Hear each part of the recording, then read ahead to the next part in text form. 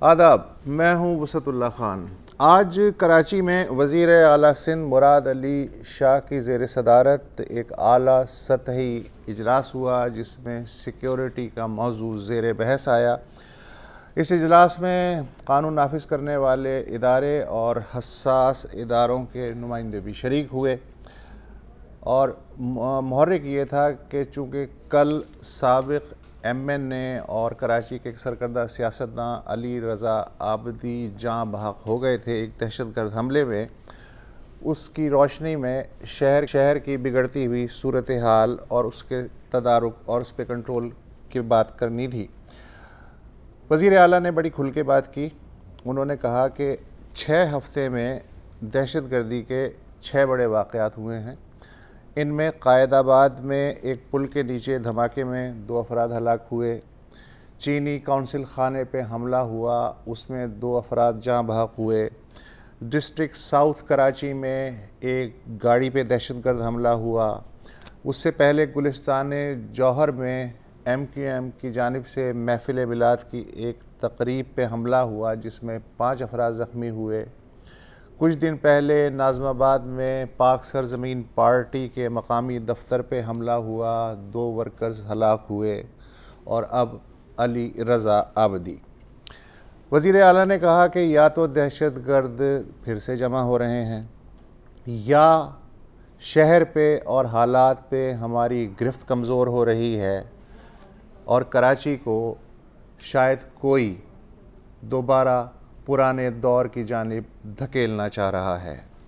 इस दौरान एक पेशरफ्त ये हुई है कि सिंध पुलिस के काउंटर टेररिज्म डिपार्टमेंट के एक सीनियर एहलकार राजा उमर ख़त्ताब ने बताया है कि अली रज़ा आबदी के कत्ल में 2 30 बोर के रिवॉल्वर इस्तेमाल हुए।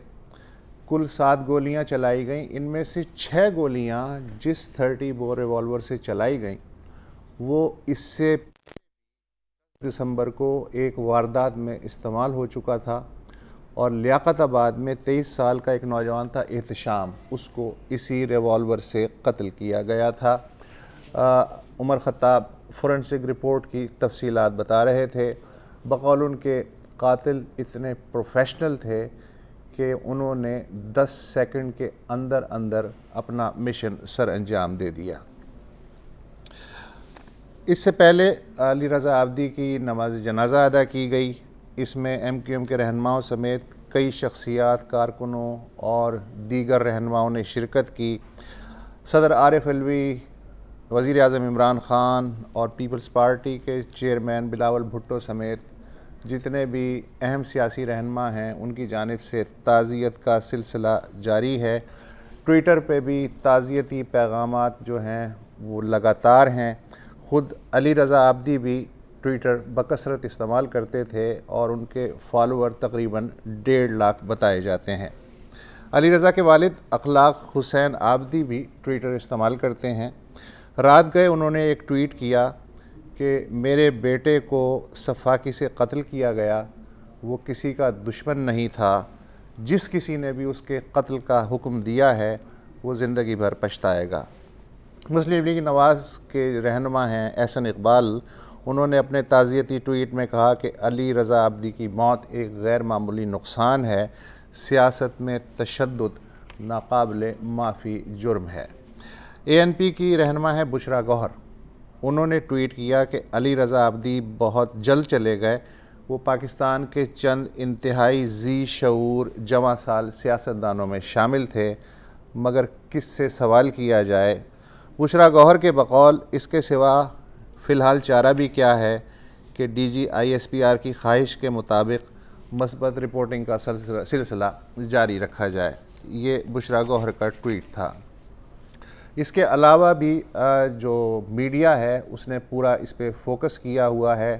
अब देखना ये है कि कितनी जल्द कातिलों तक कानून के हाथ पहुंचते हैं। एक वक्फ़ा लेते हैं और उसके बाद हम चलेंगे नौडेरो।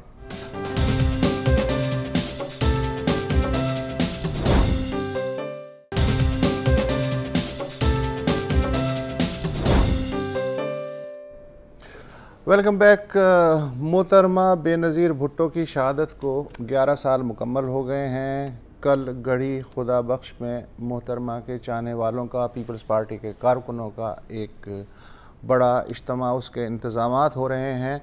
इस दौरान जो पिछले हफ्ते JIT की रिपोर्ट आई थी पीपल्स पार्टी की आला क़यादत के ताल्लुक़ से और हुकूमत सिंध के ताल्लुक़ से जाली अकाउंट्स के सिलसिले में, उसकी जो बाज़गश्त है वो आज भी जारी है।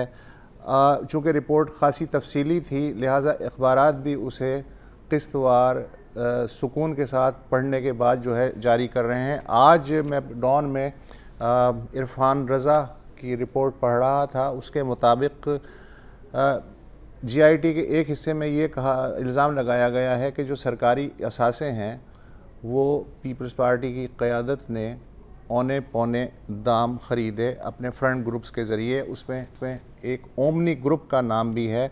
ओमनी ग्रुप के ज़रिए JIT के बकौल 4 सरकारी कारखानों को औने पौने दामों ख़रीदा गया। इसमें ठट्टा सीमेंट फैक्ट्री और ठट्टा, नोडेरो और दादू की शुगर मिलें शामिल हैं।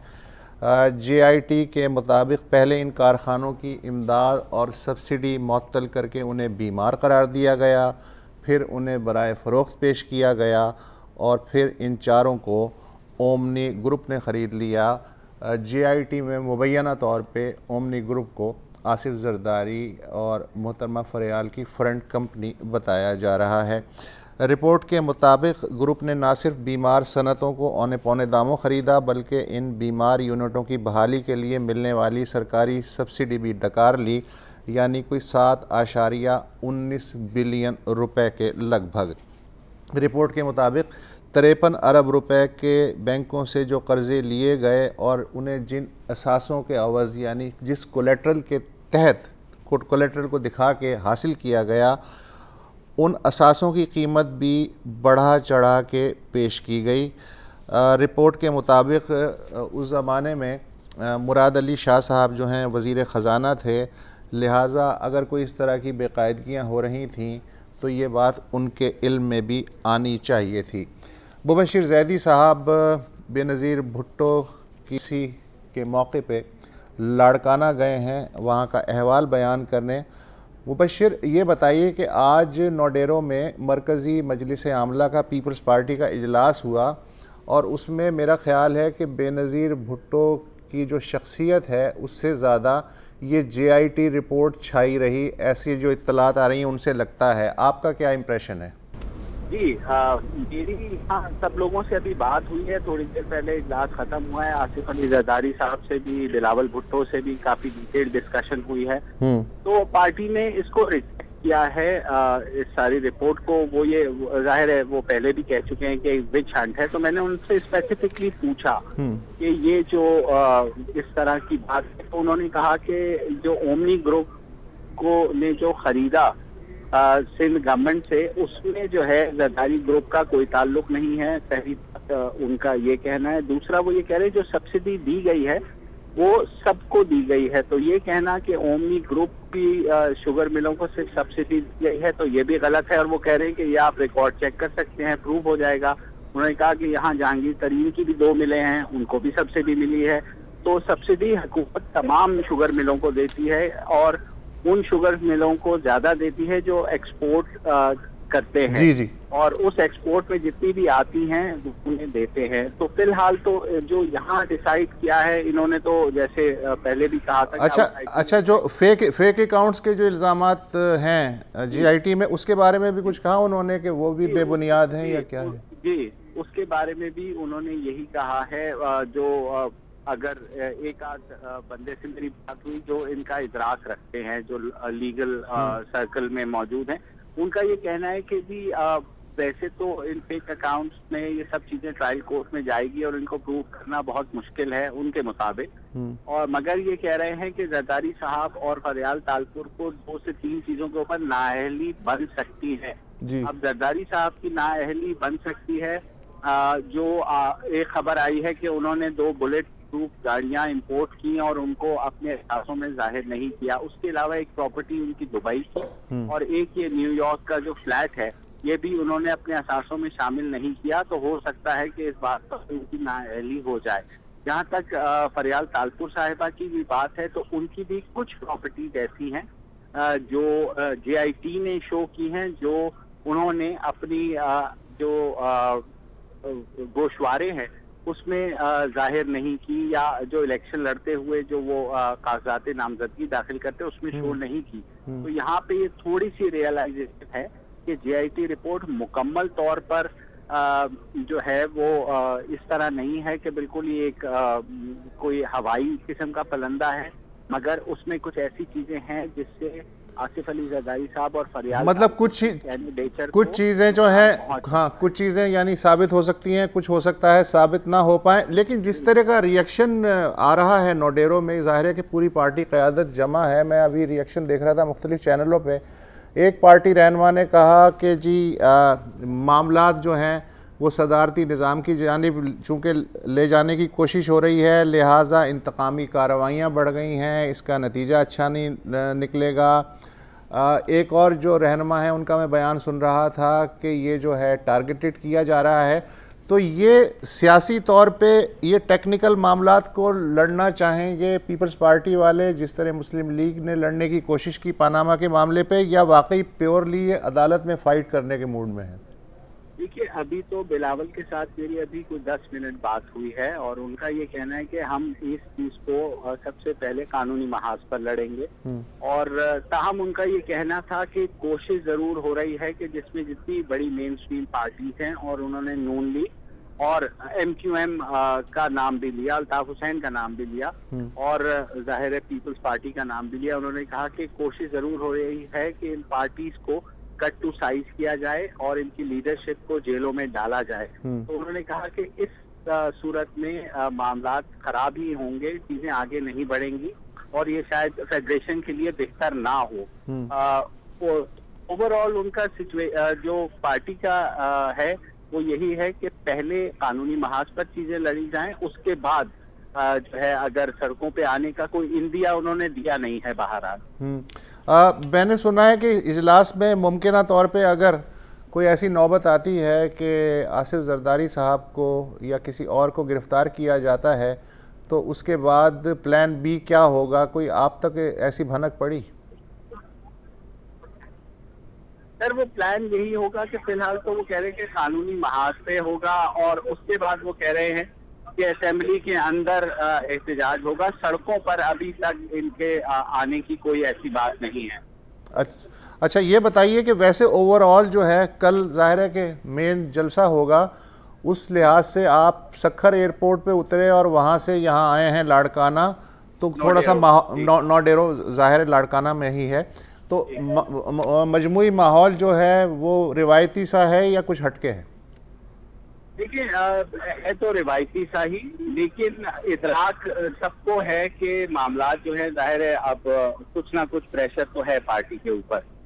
लेकिन बिलावल भुट्टो या जरदारी साहब से जब मैंने यही सवाल पूछा कि प्रेशर महसूस कर रहे हैं, तो वो रिवायती अंदाज में मुस्कुरा दिए और उन्होंने नफी में सर हिलाया। मगर जाहिर है पार्टी के अंदर ये रियलाइजेशन तो है कि JIT रिपोर्ट के बल पर कुछ ना कुछ जो है प्रॉब्लम वो आ सकती हैं पार्टी लीडरशिप के लिए।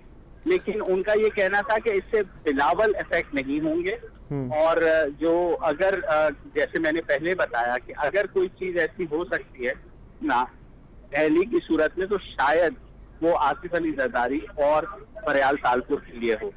अच्छा, कल का वैसे शेड्यूल क्या है, कुछ मालूम है आपको, या अभी आप बहुत थके हुए? नहीं सर, मैं बिल्कुल थका हुआ नहीं हूँ, रिपोर्टर कभी नहीं थकता, आपको पता है। तो कल का शेड्यूल ये है कि बिलावल खिताब करेंगे तकरीबन दोपहर के वक्त। अच्छा, इसमें वो इस सारी सूरत हाल पे जो मैंने अभी बताया कमोबेश इन्हीं मामलात पर बात करेंगे।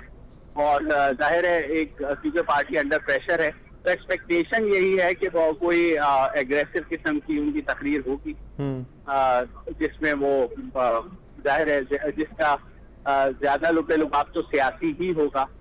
और कोई ऐसी मतलब शायद उसमें यही अनाउंस करेंगे कि हम जो भी लड़ेंगे इन एलिगेशन का जवाब वो कानूनी महाज पर ही लड़ेंगे। ठीक है, फ़िलहाल ज़ाहिर है आप एक सफ़र करके गए हैं, आप फ़िलहाल आराम कीजिए, कल आपसे बात होगी। बहुत शुक्रिया। और एक वक्फ़ा ले लेते हैं और उसके बाद ख़बरों के ख़ुलासे के बाद दोबारा हाज़िर होते हैं।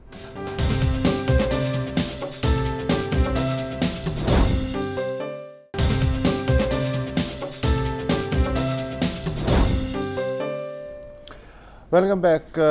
BBC के मुताबिक 2 रोज़ कबल अफ़गान शहर कंधार में एक इलाका है एनोमीना, उसमें एक ख़ुदकुश हमले में 7 अफराद हलाक हुए और एक बच्चा ज़ख्मी हुआ।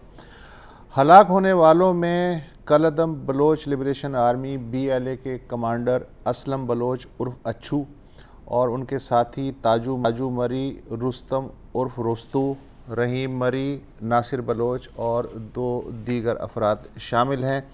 BLA के एक तर्जुमान के मुताबिक इन हलाकतों की तस्दीक हो चुकी है। सिक्योरिटी ज़राए कहते हैं कि 2016 में भी असलम अच्छू एक हमले में ज़ख्मी हो गया था। उसे बरास्ता अफ़गानिस्तान दिल्ली पहुंचाया गया, जहां इलाज हुआ और उसके बाद हाल ही में वो अफ़गानिस्तान वापस आया था।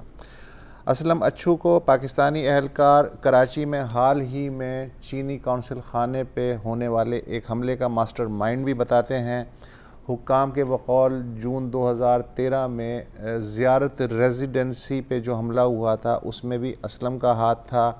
इसी साल दालबंदीन में चीनी कारकुनों पे ख़ुदकुश हमले का मास्टर माइंड भी असलम अच्छू को करार दिया गया। उनके सर पे 50 लाख रुपए की कीमत मुकर्रर की गई थी। उनका एक बेटा भी एक ख़ुदकुश हमले में जाँ बहक हो चुका है। मेरे साथ इस वक्त कोयटा से रोज़नामा इंतखाब के एडिटर अनवर साइदी साहब मौजूद हैं। साइदी साहब, वेलकम टू द शो। ये बताइए कि ये जो कंधार से ख़बर आई है, मैंने जो इत्तला दी हैं BBC के रेफरेंस से, इसके अलावा भी कोई ऐसी इत्तला है जो हमारे इल्म में नहीं है? नहीं, इतला तो यही है जैसे कि आपने फरमाया, उनने तस्दीक भी खुद की है आज जी उनकी हलाकतों की। और बाकी ये है कि कुछ अरसे से जब से तालिबान का ज़ेर कंट्रोल इलाका बढ़ता जा रहा है, तो वहाँ जो बलोच पनाह गुज़ीन हैं या उनके कैंप हैं, तो वहाँ उन पर ज़िंदगी तंग होती जा रही है जी। तो ये वाक़या भी इसी तरह का है।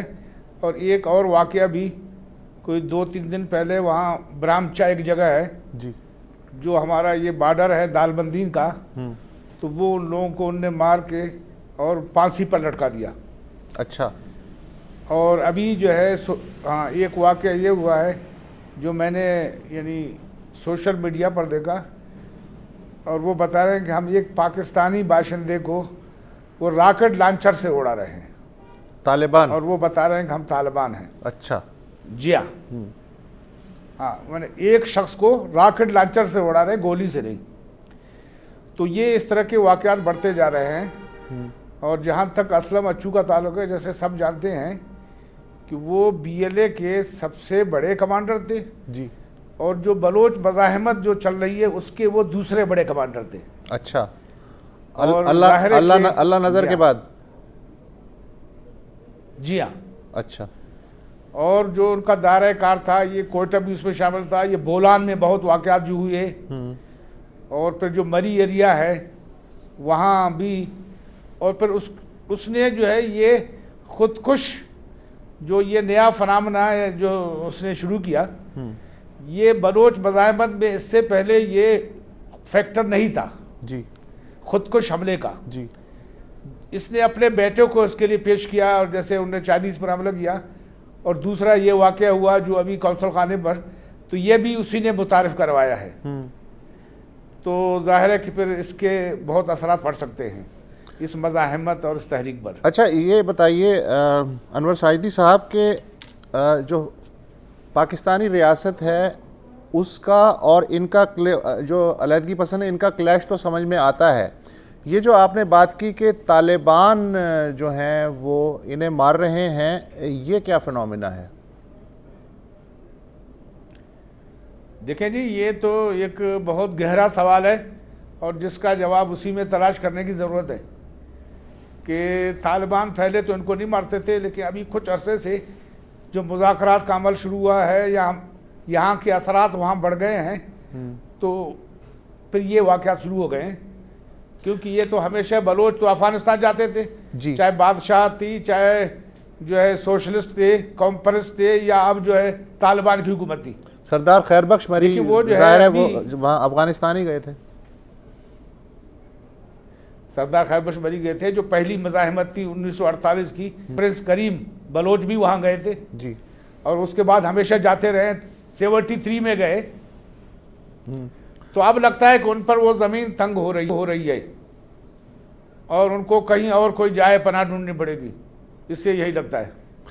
अच्छा ये बताइए कि ये जो असलम और उनके साथियों की हलाकत है, ये खुद जो बलोच अस्करियत पसंद या अलहदगी पसंद तहरीक है, उसके लिए कितना बड़ा धचका है? देखिए जी, फौरी तौर पर तो काफ़ी बड़ा धचका है, और बाद में ये तहरीक जो जारी है तो कोई और भी निकल आएगा जी। वक्ती तौर पर जो है वो, यानी इतना बड़ा ट्रेंड था और बड़ा डिवोटेड आदमी था अपनी तहरीक के लिए, तो फिलहाल ये खला पैदा होगा मेरे ख्याल में उसकी मौत से।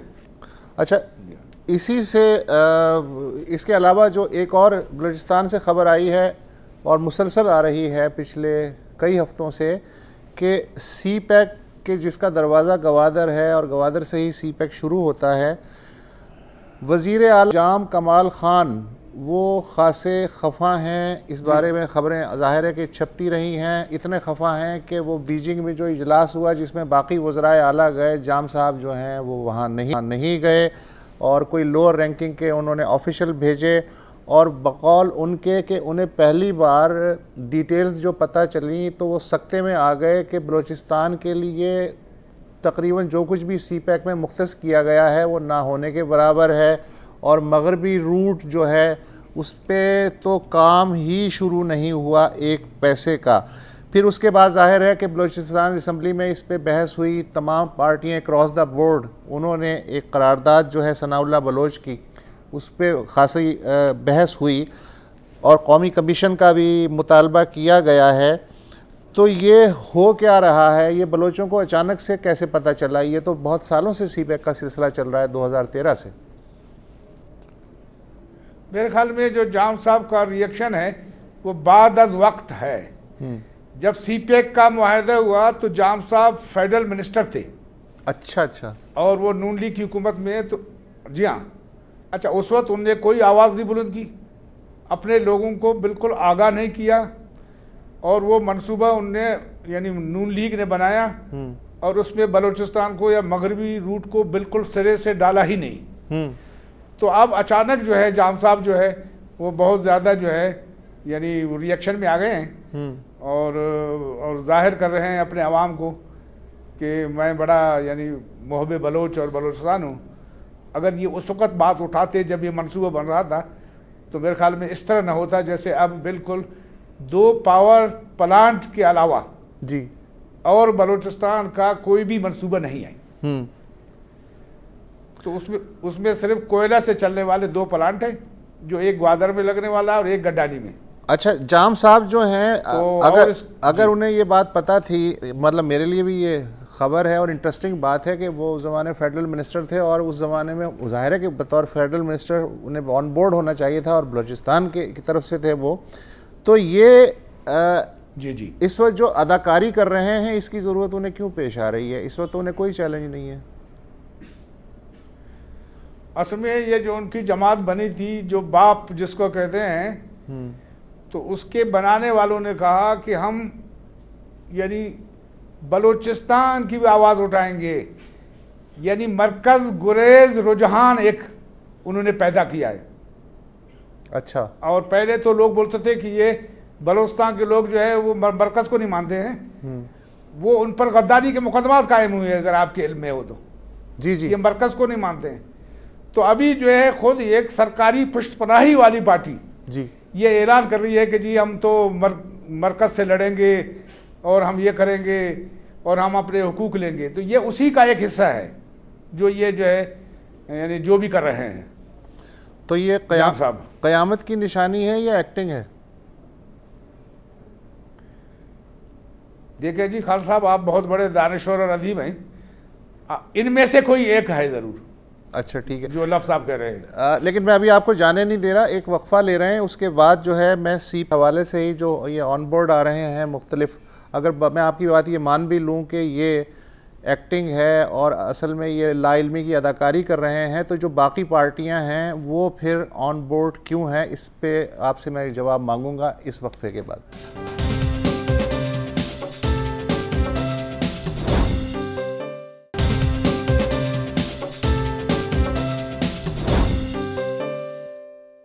करारदाद नंबर 1 अरगा के चाइना और पाकिस्तान इकोनॉमिक कॉरिडोर सीपैक की मद में मुल्क भर में 62 अरब डॉलर के करीब सरमायाकारी की गई है, लेकिन बलूचिस्तान को नजरअंदाज किया गया, जिसकी वजह से सूबे के अवाम में एहसास महरूमी पाई जाती है।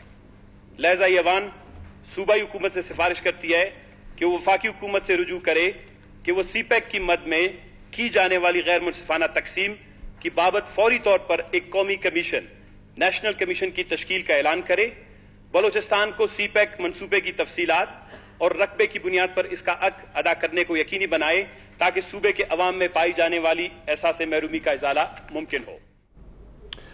ये हैं सनाउल्लाह बलोच, जिन्होंने बलूचिस्तान असम्बली में अपनी ये करारदाद पेश की कौमी कमीशन की।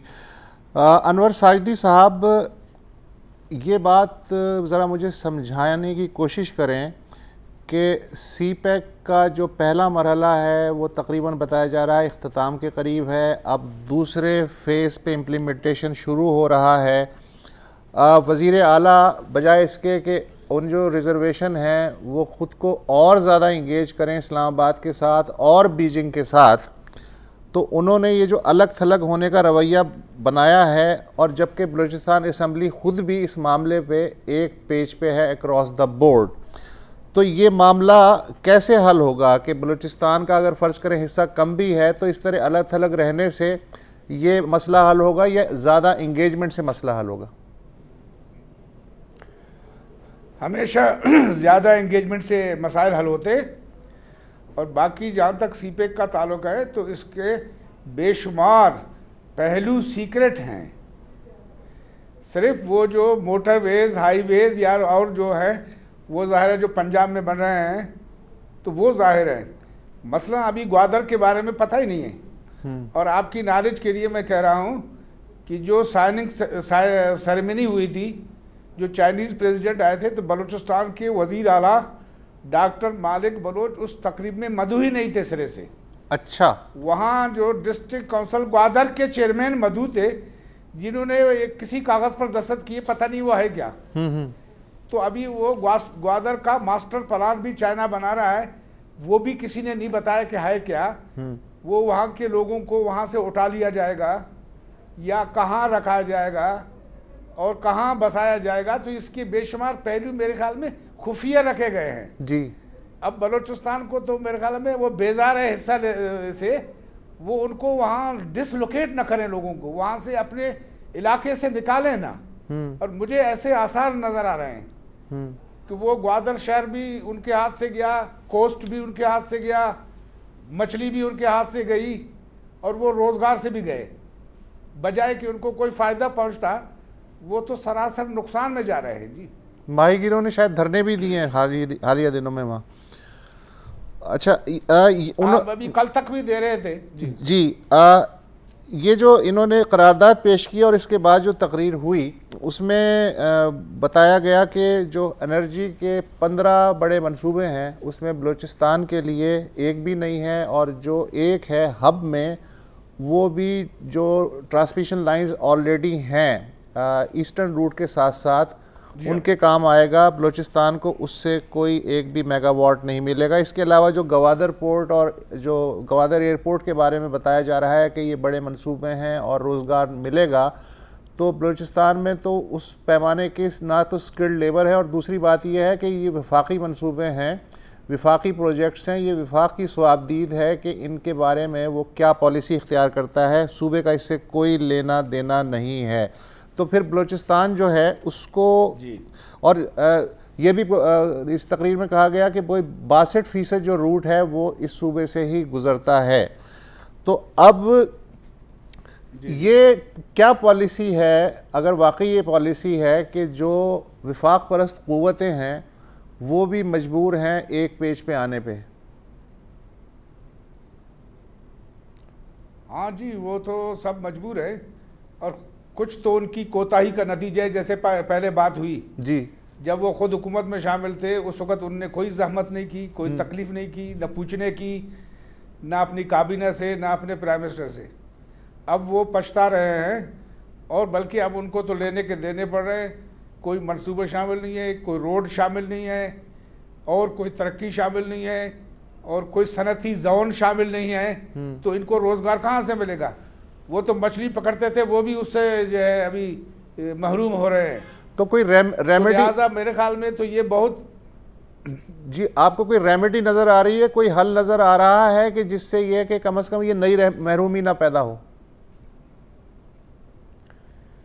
देखिए जी, वो चाइनीज़ तो हम भी वहाँ गए थे, तो उन्होंने ये कहा था कि जो आपकी हुकूमत ने जो हमें मंसूबे दिए, जिन पर समझौते हुए, अब उनमें तब्दीली नहीं हो सकती।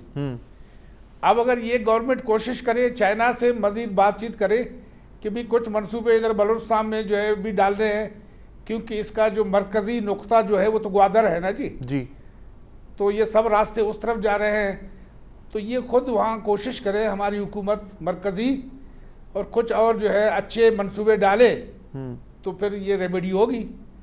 अगर नहीं डाले तो फिर ये और लोग जो है उनमें, ये अभी सना बलोच बता रहे थे, एहसास महरूमी वो पहले से बहुत ज़्यादा है। फिर लोग ये समझेंगे कि भी हमारा इलाका हमसे ले रहे हैं अपने फ़ायदे के लिए, और हमारे लिए कुछ नहीं हो रहा है। तो ये आबादकारी का मंसूबा है या कोई और है, इस तरह के मफरूज़े पर ये बयान करें। हाँ, मेरा ख्याल है जो है नुकसान होगा जी। ऑलरेडी इतने सारे इश्यूज़ हैं बलूचिस्तान में, एक नया शाखसाना मेरा ख्याल है नहीं खड़े होना चाहिए, और इसकी कोई ना कोई रेमेडी ज़रूर होनी चाहिए। I am very grateful Anwar Saidi साहब, और हम आइंदा भी आपको मुख्तलिफ मसाइल के हवाले से ज़हमत देते रहेंगे। बहुत शुक्रिया। और नाजरीन, आज इतना ही, कल फिर मुलाकात होगी। मोस्ट प्रॉबली मुबशिर ज़ैदी भी हमारे साथ शामिल हो जाएंगे अगर वो लाड़काना से बर वक्त पहुँच गए। इजाज़त दीजिए, खुदा हाफ़िज़।